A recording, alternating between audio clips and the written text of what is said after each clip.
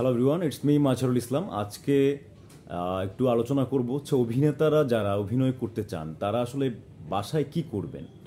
বাসায় যে চর্চা, যেমন একজন মিউজিশিয়ান যদি হয়, সে মিউজিকটা বাসায় প্র্যাকটিস করতে পারে। সে যদি ইউকুলেলি বাজায় তাহলে সে বাসায় ইউকুলেলিটা বারবার প্র্যাকটিস করতে পারে। সে যদি গিটার বাজায় তাহলে বাসায় গিটারটা প্র্যাকটিস করতে পারে। তবলা বাজায়, মানে যে কোনো ইনস্ট্রুমেন্টাল মিউজিক যদি সে করে থাকে তাহলে সে বাসায় এগুলো প্র্যাকটিস করে করে আসলে চেষ্টা করতে পারে। ক্রিকেটার হলে সে তার নেট প্র্যাকটিস করতে পারে। এমনি করে বিভিন্ন সেক্টরগুলোতে আমরা বিভিন্ন মানুষজন বিভিন্নভাবে তার বাসায় কাজ করার, ওই বিষয়টা নিয়ে কাজ করার সুযোগ থাকে। কিন্তু অভিনেতাদের বেলায় অভিনেতারা আসলে কি করবে? বাসায় কি সে সারাদিন অভিনয় করে বেড়াবে, বিভিন্ন ক্যারেক্টারে ঘুরে বেড়াবে? আসলে তা না। কিন্তু অভিনেতারও বাসায় নিজেকে তৈরি করার জন্য নিজের একটা পরিচর্যা আছে, নিজেকে নিয়ে কাজ করার আছে। সেই কাজ করবার জন্য অনেকে বই পড়তে চায়। কী ধরনের বই পড়বে? থিয়েট্রিক্যাল বই, থিয়েটারে কী বই আছে, বা অভিনয় সংক্রান্ত অভিনয় মেথডের উপরে কী বই আছে সেই বইগুলো পড়বার চেষ্টা করে। বা অনেকে বইয়ের নামও জানে না যে কোন বইগুলো পড়বে, জানলেও কনফিউজ থাকে যে আসলে কোন কোন বইগুলোতে আমার জন্য ভালো হবে, কোন বইগুলো পড়লে আমি বুঝতে পারবো। তো এরকম নানান বিষয় থাকে। সো আমি বলবো যে অভিনয় করবার জন্য বই পড়ার প্রচণ্ড দরকার আছে, মেথড পড়ার দরকার আছে। কিন্তু শুধুমাত্র বই পড়ে আসলে অভিনেতা হওয়া পসিবল না। কারণ শুধুমাত্র বই পড়লে আপনি শুধু মেথডটা জানবেন, মেথডটা বুঝবেন, মেথডটা সম্পর্কে জানবেন, প্রসিডিউরটা বুঝবেন, কিন্তু সেই প্রসিডিউরটা তো আসলে আপনাকে কাজে কর্মে এটাকে ঘটাতে হবে। যদি না ঘটে সেটা যদি আপনি শুধু পড়েই গেলেন, যে জানলেন বুঝলেন যে আসলে কী করতে হবে অভিনেতার, কিন্তু সেটা যদি আপনি না করেন, যেমন আমরা যদি অভিনয়ের শরীর গঠনের জায়গা থেকে অভিনয়ের যেই বইগুলো আছে সেই বইগুলোতে প্রাণায়াম থাকে, কণ্ঠের ব্যায়াম থাকে, হ্যাঁ, অভিনেতার শারীরিক ব্যায়াম থাকে, নানান ধরনের বিষয় থাকে। এখন অভিনেতা হতে গেলে আপনাকে আগে বুঝতে হবে যে আপনি আসলে কোন অভিনেতাটা হতে যাচ্ছেন। অভিনেতারও অনেক ধরনের ক্যাটাগরি থাকে। কিছু থাকে কমেডি অভিনেতা, কিছু আছে সিরিয়াস ধরনের অভিনেতা, মানে এক এক ধরনের এক এক প্যাটার্ন। মাইম যদি দেখি আমরা, মানে এই যে অভিনয়ের বিভিন্ন ক্লাসিফিকেশন আছে, এই ক্লাসিফিকেশনের মধ্য দিয়ে আপনি আসলে কোন প্যাটার্নের অভিনেতা হতে চান। আবার অনেকে হয় যে আমি মডেলিং করতে চাই। আপনি মডেলিং করতে চান, সেটার সাথে অভিনয়ের কিছু নাই।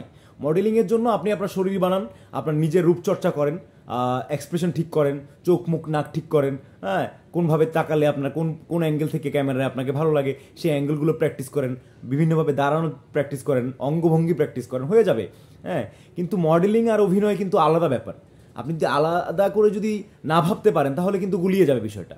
কারণ অভিনয় করতে গেলে এখন যদিও সিক্স প্যাকওয়ালা বডিওয়ালা অভিনেতারা কাজ করছে মার্কেটে, বা তাদেরকে ডাকছেও মানুষজন, কিন্তু আসলে আপনাকে বুঝতে হবে যে এটা তো একদমই আপনার ব্যক্তিগত পছন্দ, যে আপনি কি আসলে শরীরওয়ালা অভিনেতা হতে চান নাকি মগজওয়ালা অভিনেতা হতে চান।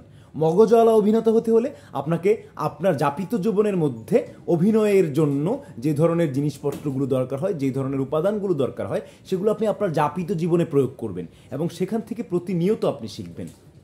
যেমন অভিনেতারা আমাকে অনেকেই প্রায় সময় প্রশ্ন করেন যে অভিনয়ের জন্য ভাইয়া কোন বইটা পড়বো, একটা বইয়ের নাম সাজেস্ট করেন।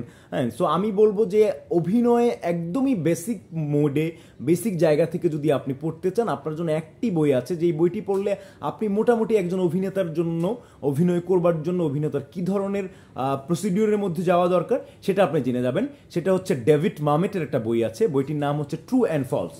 আমি বইটার ছবি এখানে দিয়ে রাখছি, আপনারা একটু দেখে নেবেন। এই বইটা আপনারা অনলাইনে পাবেন, অ্যামাজনে দেখলে পাবেন, অর্ডার করলে পাবেন, কিংবা আপনারা পিডিএফ নামিয়ে সেখান থেকে আপনারা এটাকে কপি করে ফটোকপির দোকান থেকে প্রিন্ট আউট করে নিতে পারেন, যেহেতু বইটা বাইরের বই।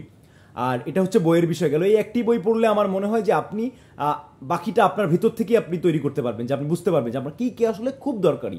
এই বইটা পড়লে আপনি বুঝতে পারবেন যে আপনার অভিনয়ে করবার জন্য আপনার কি কি প্রয়োজন, আপনার জীবনের জন্য কি কি প্রয়োজন, আপনার জীবনে কি কি জিনিস থাকলে আসলে আপনি অভিনেতা হওয়ার স্বপ্নটা দেখতে পারবেন বা সেই স্বপ্নের দিকে এগুতে পারবেন।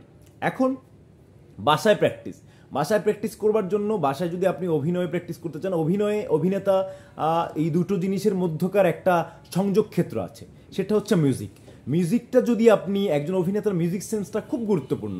মিউজিকটাকে বুঝতে হবে যে আসলে কোন প্যাটার্নে মিউজিকটা যাচ্ছে। সেই মিউজিকগুলো যদি আপনি বুঝতে পারেন, আপনার বডিতে যদি সেই রিদমটা চলে আসে, মিউজিক অনুসারে এক একটা মিউজিকে এক এক ধরনের ভাইব তৈরি হয় আমাদের মধ্যে।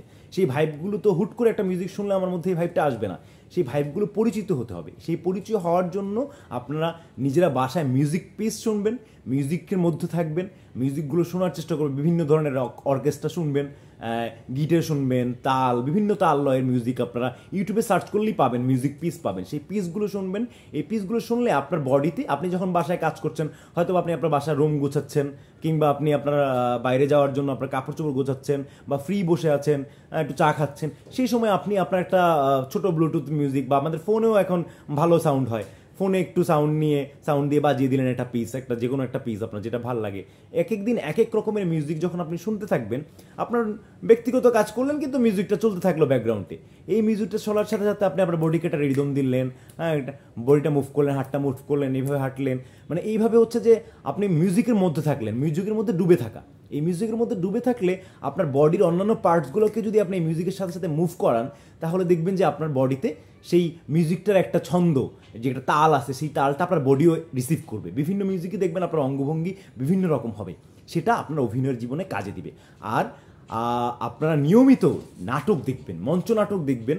মঞ্চনাটক যদি আপনি দেখেন, তাহলে আপনি অভিনয় করবার, যে একজন অভিনেতার সমগ্র শরীর আপনি দেখতে পারবেন মঞ্চে। সো মঞ্চনাটকগুলো দেখবার অভ্যাস করতে হবে। কিন্তু মিডিয়া অ্যাক্টিংয়ের বেলায়, ফিল্ম অ্যাক্টিংয়ের বেলায়, ভিজুয়াল অ্যাক্টিংয়ের বেলায় সেই মঞ্চনাটকের যেই প্রসেস, যেই ধরনের প্যাটার্নে ওরা করে থাকে, সেই প্যাটার্নটা খুব একটা কাজে লাগে না, বরঞ্চ কনফ্লিক্ট করে। সুতরাং পাশাপাশি আপনাকে বিভিন্ন ওয়েব সিরিজ, বিভিন্ন ভালো ফিল্ম, সেগুলো দেখবার অভ্যেস করতে হবে। সেখান থেকে আপনি আপনার প্রয়োজনীয় উপাদানগুলো নেবেন এবং সেই রকম করে নিজে নিজে দেওয়ার চেষ্টা করবেন। আশা করি আপনারা সবার জীবনে আমার এই ছোট ছোট ভিডিওগুলো কাজে লাগবে এবং আপনারা ভালো অভিনেতা হিসেবে হবেন, এবং এই ফিল্মের ইন্ডাস্ট্রিতে, আমাদের এই ভিজুয়াল ইন্ডাস্ট্রিতে আপনাদের সাথে আমার কোনো না কোনো একদিন দেখা হবে, আপনাদের সাথে কথা হবে, আড্ডা হবে। শুভ সকাল।